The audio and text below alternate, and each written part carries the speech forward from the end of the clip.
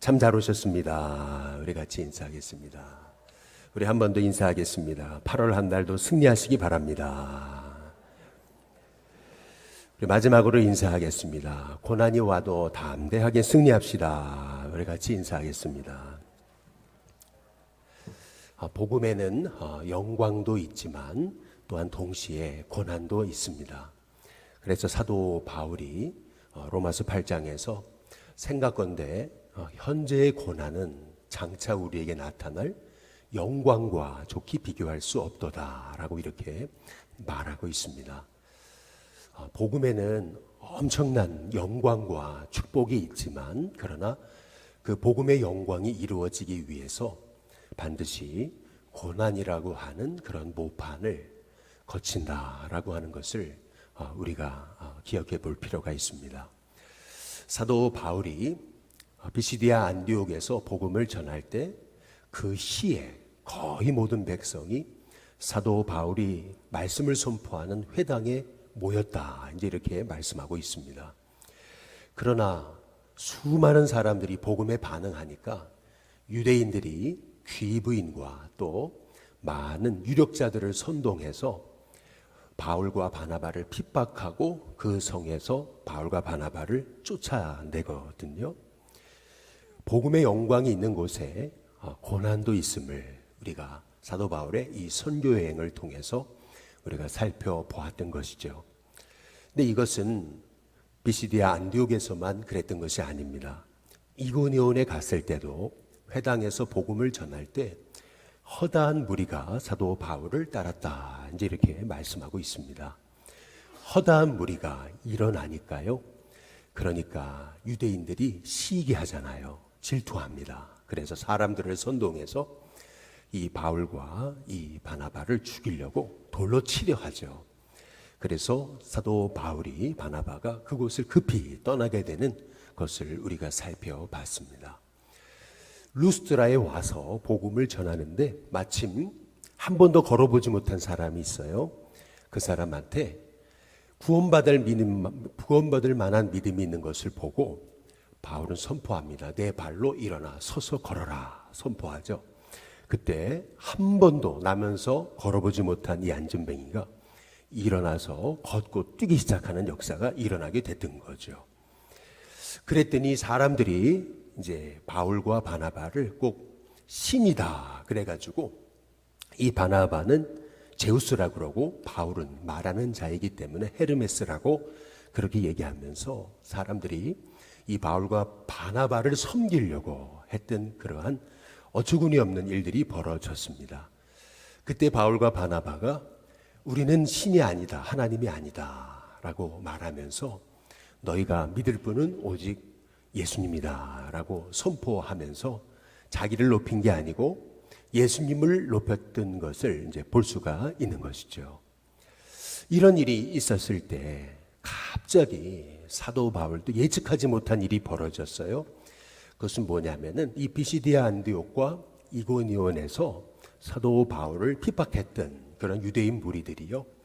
사람들을 모아가지고 사람들을 충동해서 갑작스럽게 이 사도 바울에게 돌을 던지는 그러한 핍박의 상황이 벌어지게 됐던 것입니다.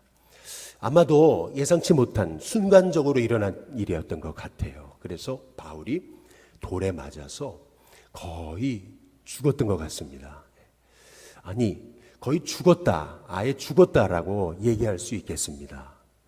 이렇게 말씀드리는 이유는 사람들이 바울이 죽은 줄 알고 이 도시 밖으로 이 사도 바울의 이 몸을 그냥 내버리고 가버리고 말았던 것을 볼 수가 있거든요.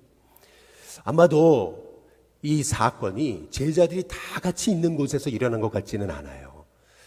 제자들이 바울을 찾아도 안 보이잖아요. 그래서 한참을 찾다가 아마 이 도시 밖에서 이 바울이 쓰러져 있는 것을 보고 제자들이 이렇게 삥 둘러섰던 것입니다.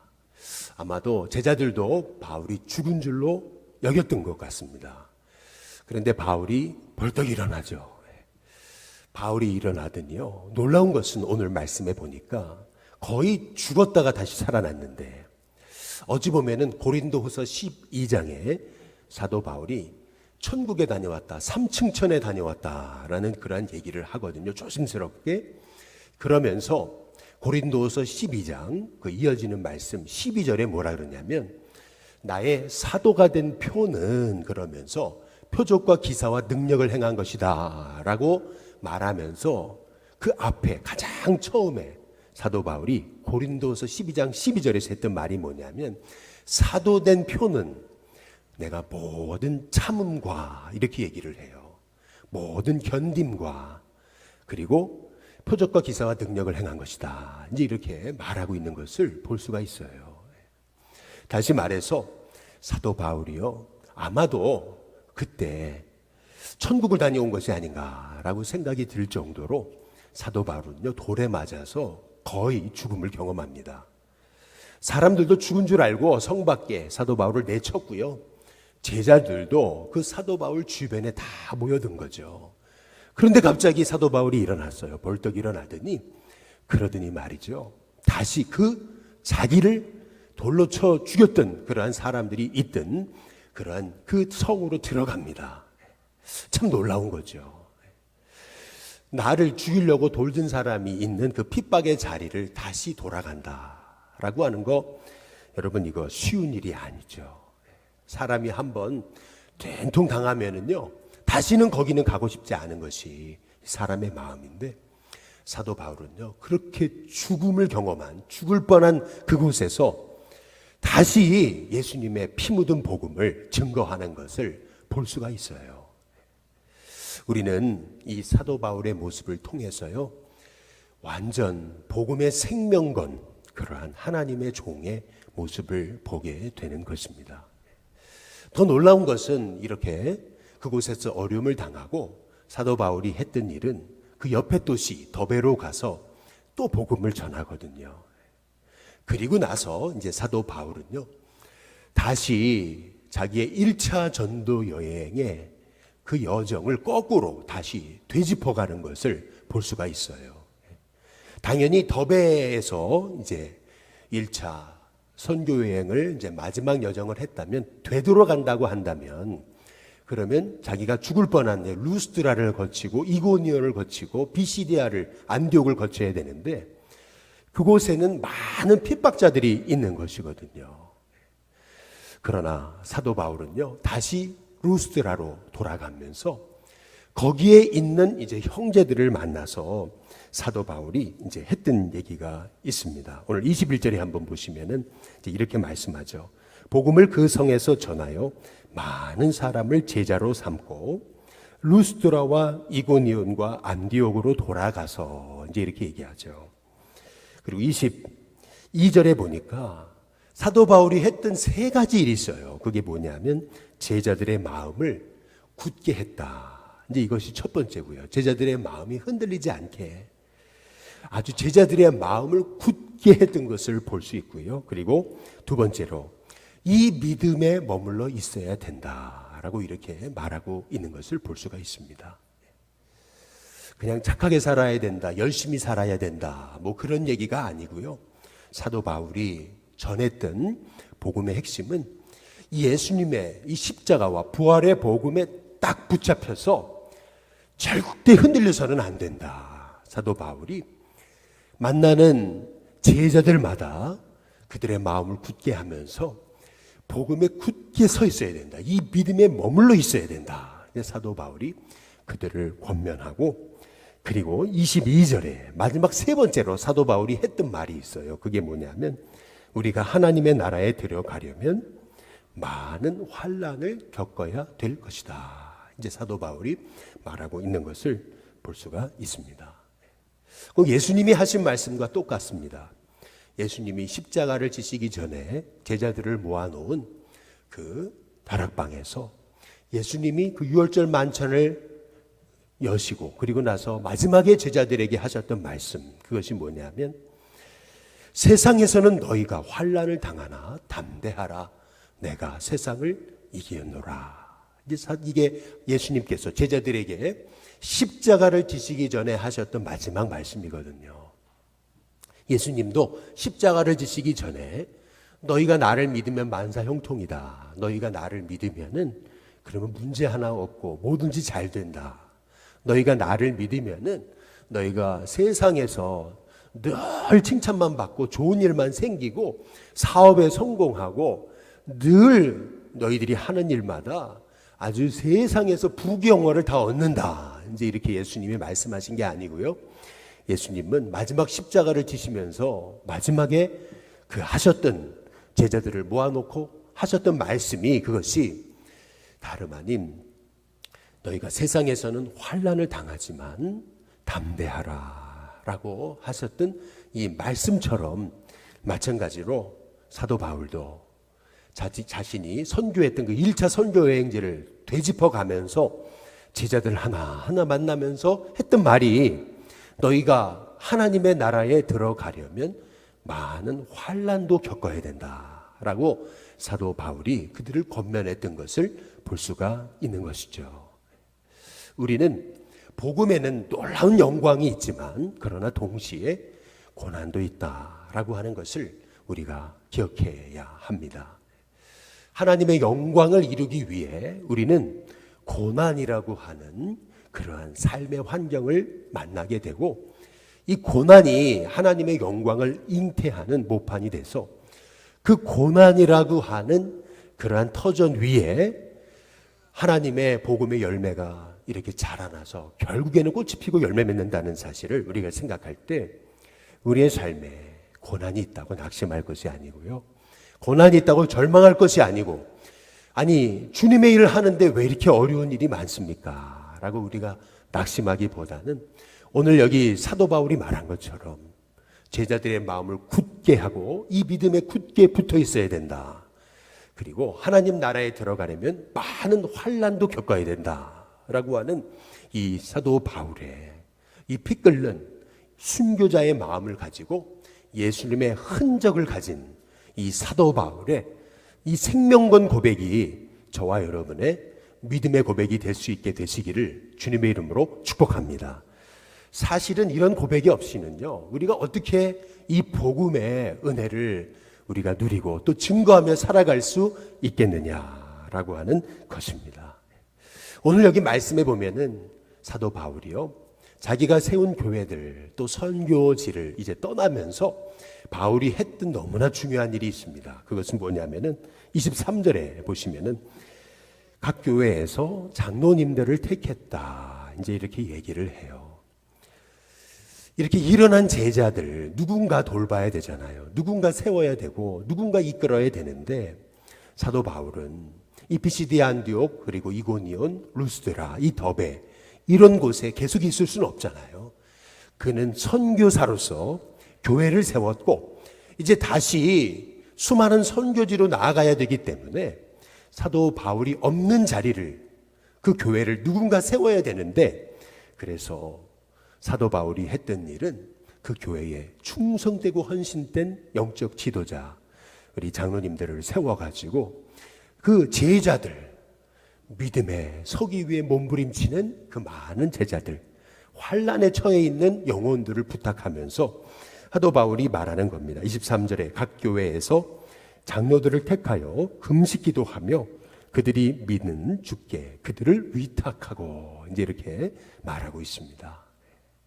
금식기도 하면서 그 세워진 교회마다 장로님들을 세워가지고 이 영혼들 잘 부탁드린다고 이제 이러면서 이제 사도 바울은 그곳을 떠나게 되는 것을 볼 수가 있죠.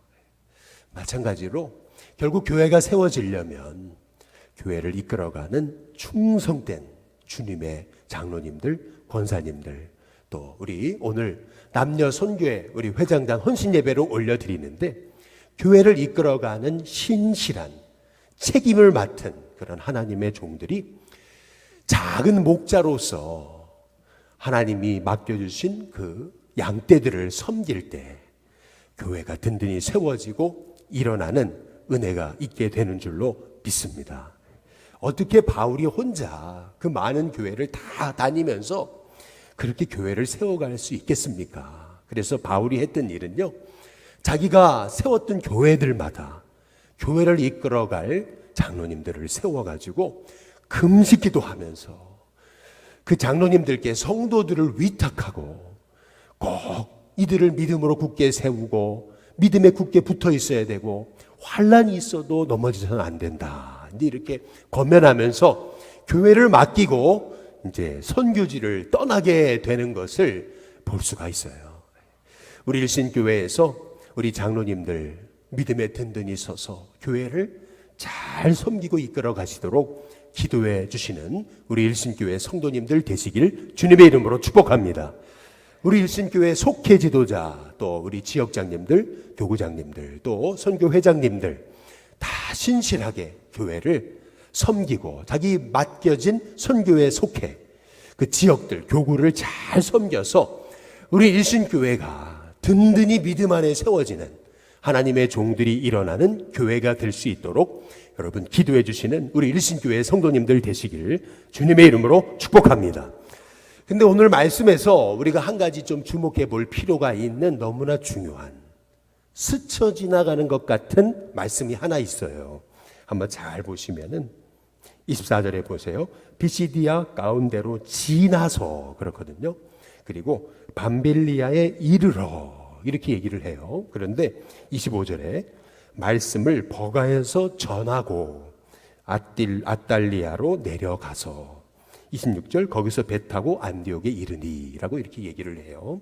이 말씀을 잘 보세요. 비시디아 가운데로 지났어요. 그리고 밤빌리아에 이르렀고 말씀을 버가에서 전합니다. 그리고 아달리아로 내려가서 거기서 배 타고 안디옥에 이르렀다. 여기 보면은 비시디아, 밤빌리아, 그리고 아달리아, 안디옥에 이제 이르는 과정을 얘기하면서 너무나 중요한 그러나 스쳐 지나가는 것 같은 그런 말씀 하나가 나오죠. 그것이 뭐냐면은 25절에 버가에서는 말씀을 전합니다. 우리는 이거를 그냥 스쳐 지나가듯이 그냥 읽고 말지만 실은 이 안에 엄청난 메시지가 담겨 있다고 저는 생각합니다. 그 이유는 뭐냐면 이 버가라는 곳이 굉장히 우리가 기억해 볼 만한 곳이에요. 버가는 어떤 곳이냐면요.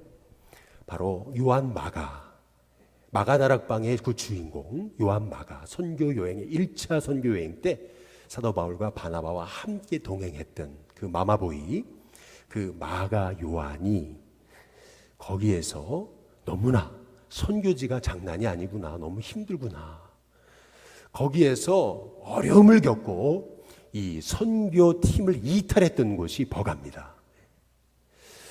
왜 그 버가에서 마가가 그 선교지를 이탈했을까? 많은 분들이 추측하는 겁니다. 내용에 나와 있지 않지만 추측하는 이유는 뭐냐면은 그곳에서 무슨 사건이 있었을 거다라고 얘기하는 겁니다. 아니 왜 선교팀에 그렇게 잘 따라왔던 사람이 왜 버가에서 도망쳤냐는 거예요. 아마도 많은 선교학자들이 얘기하는 것은 그거예요. 그 버가에서요, 바울이요 거의 죽을 뻔했다는 겁니다. 보통 선교지에 가면 문화도 안 맞고 음식도 안 맞고 풍토병으로 인해서 갑작스럽게 선교사님들이 돌아가신 경우가 있습니다.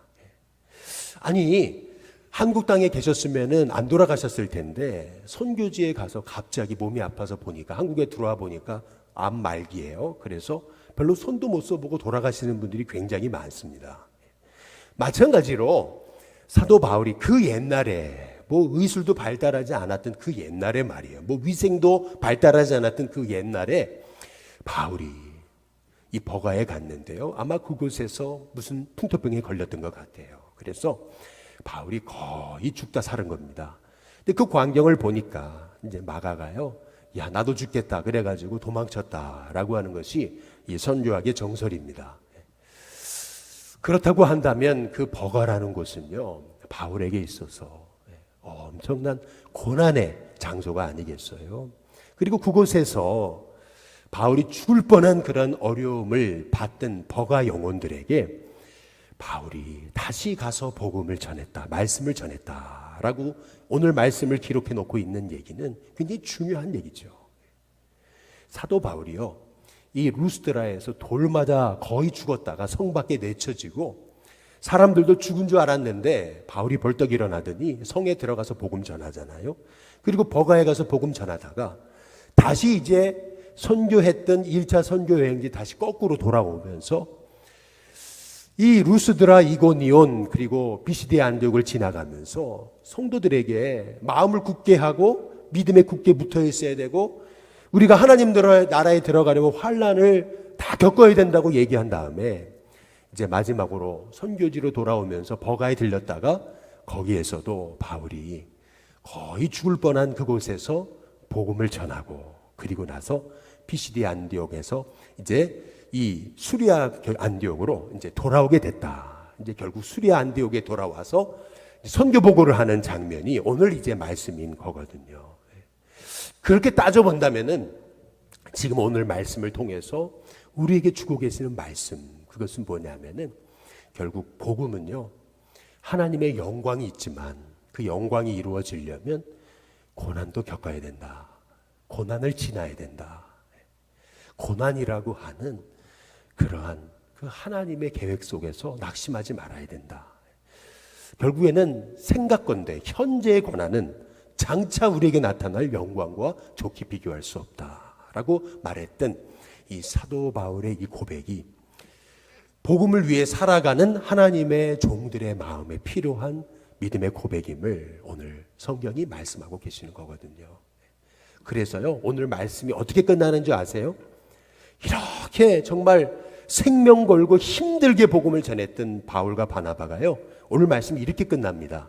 오늘 사도행전 14장 28절에 보세요. 이렇게 끝나요. 제자들과 함께 오래 있었다. 이렇게 끝납니다.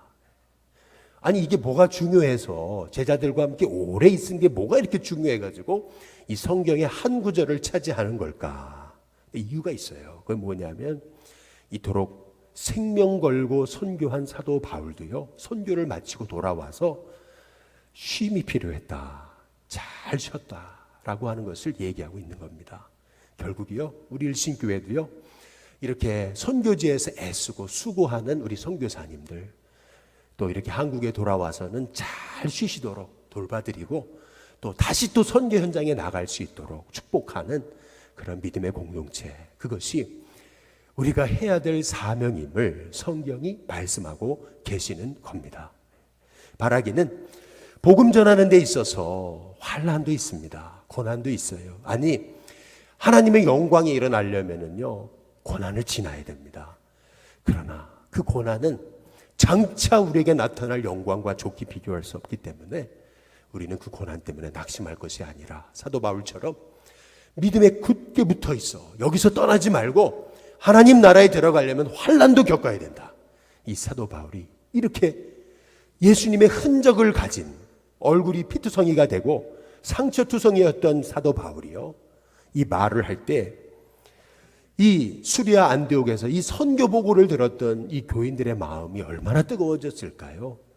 어찌 본다면 이런 영적 지도자, 이런 또 우리 장로님들, 이런 주님의 리더들이 있었기 때문에 초대교회가 로마를 이기고 그 우상을 이기고 주님의 복음을 그 온 로마 땅에 증거하는 그러한 역사가 있지 않았을까라고 하는 걸 생각을 해보면서 결국 우리의 삶에도 고난이 있어도 장차 우리에게 나타날 영광과 좋게 비교할 수 없음을 믿으면서 저와 여러분이 걷는 길이 고난 때문에 낙심하지 않고 믿음에 굳게 서서 하나님 나라에 들어가려면 환난도 겪어야 된다라는 이 말씀이 우리를 향한 말씀이 돼서 고난 중에도 낙심하지 않고 우리가 들어가는 자리마다 고난을 통한 하나님의 영광의 꽃이 피는 은혜가 있게 되시기를 주님의 이름으로 축복합니다.